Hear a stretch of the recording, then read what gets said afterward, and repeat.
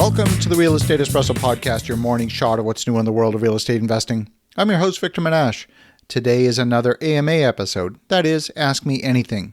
I love to answer your questions, and if you have a question you think is going to be of broad interest, send it in. I'll answer it live on the air. Send your questions to victor@victorjm.com. That's victor@victorjm.com. Ryan in Los Angeles asks, I'm astounded by your prolific podcasting and breadth of knowledge. You seem to be inside my head in that whenever I think of a question to ask, I usually find the answer by listening to earlier episodes of your podcast. Please keep up the amazing work.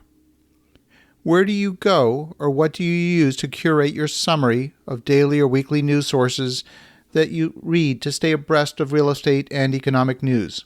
I find myself being overwhelmed by having to pick certain sites like REIS or John Burns Consulting or Marcus and Millichap to read each week. Well, Ryan, thank you for the kind words, and this is a great question. Developing content for the show is an intentional process that consists of balancing topics of different types. As much as possible, I like the content to be evergreen, that is to say timeless.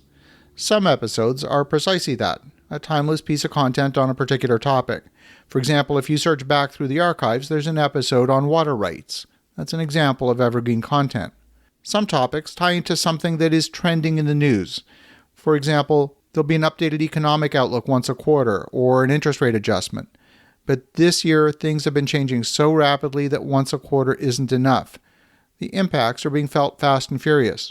I try to cycle through major segments in the industry, including residential, multifamily, retail, hospitality, office, and industrial. Some concepts require repetition to reinforce an idea, but too much repetition and it becomes boring and predictable.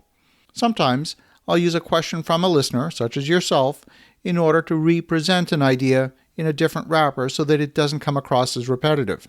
I believe that real estate investing is a mental game, and all of us who are on this entrepreneurial journey are facing headwinds and surprises that we have to deal with. Developing the emotional resilience, the emotional fortitude to handle these stresses is key, so you'll hear a few episodes on those topics as well. Not too much of that, and it would become a self-help podcast and not a real estate podcast. And finally, I believe that reading is an important investment in time. Maybe you'll find time during this long weekend to carve out some quiet time and read. And that's why the book of the month is so important.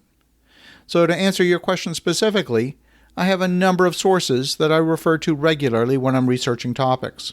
The major brokerage houses have research departments. I read those reports and often use them as a launch pad for deeper research. I also look at the reports from the research wings of Fannie Mae and Freddie Mac. The folks at Fannie Mae, under Chief Economist Dr. Doug Duncan, do some of the best research in the business. I pay attention to what some of the most tenant-friendly politicians are saying. I'm actually going to the dark side, that's right.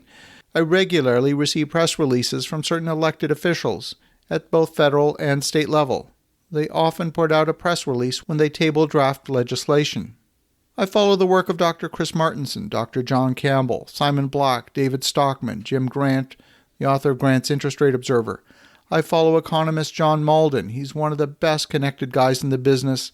He has central bankers on speed dial on his phone. I speak with other investors. I speak with Robert Kiyosaki, Russell Gray, Robert Helms, Brian London, folks who are specialists in their specific area. And I also mine Business Insider, the Wall Street Journal, Apartments.com, the Financial Times, the Globe and Mail, and the National Association of Realtors.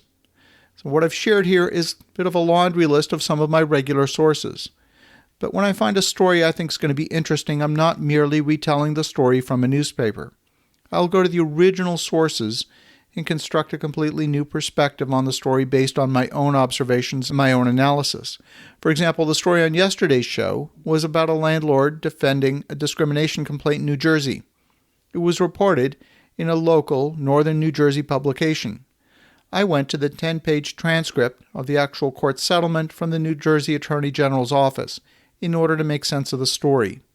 If the source of the story is in a fringe publication, I'll look and see if that story has made it into some of the more mainstream publications. I don't want to be seen as part of the lunatic fringe.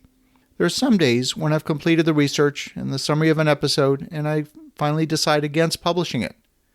Now, those are tough decisions. Now, in terms of how I find guests, I seek people who will offer value to my listening audience. The Real Estate Espresso podcast is not for rookies. It's not for amateurs. It's a show aimed at folks who are serious about being in the business of real estate investing. I'm regularly approached by potential guests and podcast booking agents. I often say no to guests wanting to appear on the show. Many of them just want to come on the show and pitch their new program or their new training course, and I rarely say yes to these. The airwaves are inundated with sales pitches, and this show should be a sanctuary from that kind of stuff. So I want to thank you, Ryan, for a great question. Hopefully that gives you a little bit of insight into how the show is put together on a daily basis, 7 days a week. As you think about that, have an awesome rest of your day. Go make some great things happen. Talk to you again tomorrow.